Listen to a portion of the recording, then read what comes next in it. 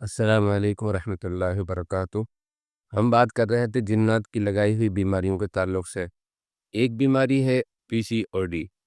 آپ کو لگتا ہے کہ یہ بیماری میڈیکلی ہے، لیکن زیادہ تر تجربات سے یہ بات ثابت ہو گئی ہے کہ جنات اس طرح کے حملے کرتے ہیں کہ بچے نہیں ہونے دیتے لیڈیز کو، یا تو حمل ضائع ہو جاتا، اصل تو حمل ٹھہرتا ہی نہیں، اس سے بھی پہلے مہینہ واری میں دقت ہوتی ہے۔ مہینہ واری یا تو جلدی ہو جاتی ہے، یا مہینہ واری دیر سے ہوتی ہے، 3 مہینے میں، یا مہینہ واری زیادہ ہوتی ہے، یا جو ہے ماہواری میں بہت تکالیف ہوتی ہے، یا ماہواری صحیح نہیں ہو پاتی۔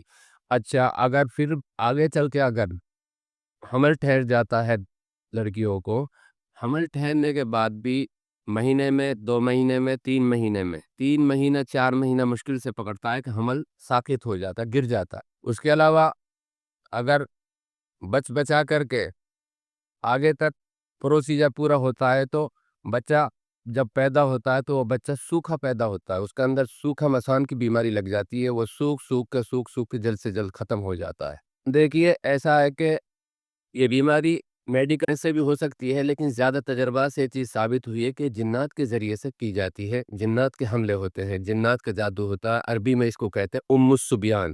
السبیان کے ذریعے سے عورتوں کو پریشان کر کے ان کے حمل ضائع کیے جاتے ہیں۔ اگر حمل غلطی سے ٹھہر گیا تو اس حمل کو کمپلیٹ ہی نہیں ہونے دیا جاتا، اگر وہ بچہ پیدا ہو گیا تو پھر اس کو سکھا کے ختم کیا جاتا ہے۔ یہ بھی ایک بیماری ہے۔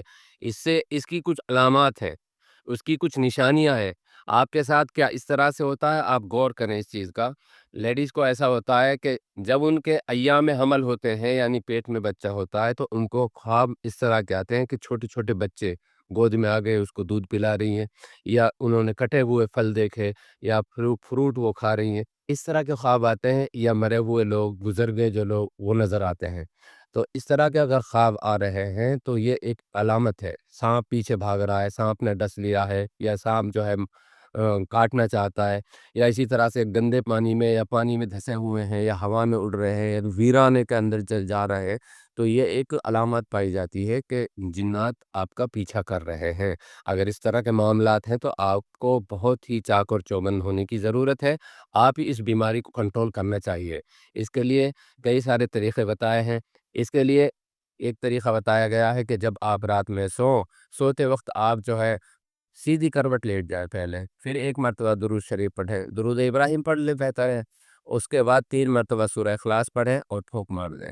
پھر آپ بائیں کروٹ پہ یعنی الٹی کروٹ پہ آ جائیں، اور پھر آپ 1 مرتبہ درود شریف پڑھیں، اور پھر 3 مرتبہ سورہ اخلاص قل هو اللہ احد پڑھیں اور پھونک مار دیں۔ پھر اس طرح سے آپ سیدھا لیٹ جائیں، سیدھا لیٹ کر کے پھر ایک بار درود شریف پڑھیں اور 3 مرتبہ سورہ اخلاص پڑھیں، اپنے اوپر اور چھت کی طرف پھونک مار دیں۔ انشاءاللہ اس طرح سے آپ سوئیں گے تو شیاطین کے شر سے آپ کی، جنات کے شر سے آپ کی بہت ہی حد تک حفاظت ہوتی چلی جائے گی، اور آپ کا ہونے والا بچہ، اس کی حفاظت پوری طرح سے ہوگی۔ انشاءاللہ ہماری بات آپ کو سمجھ میں آئے ہوگی۔ السلام علیکم۔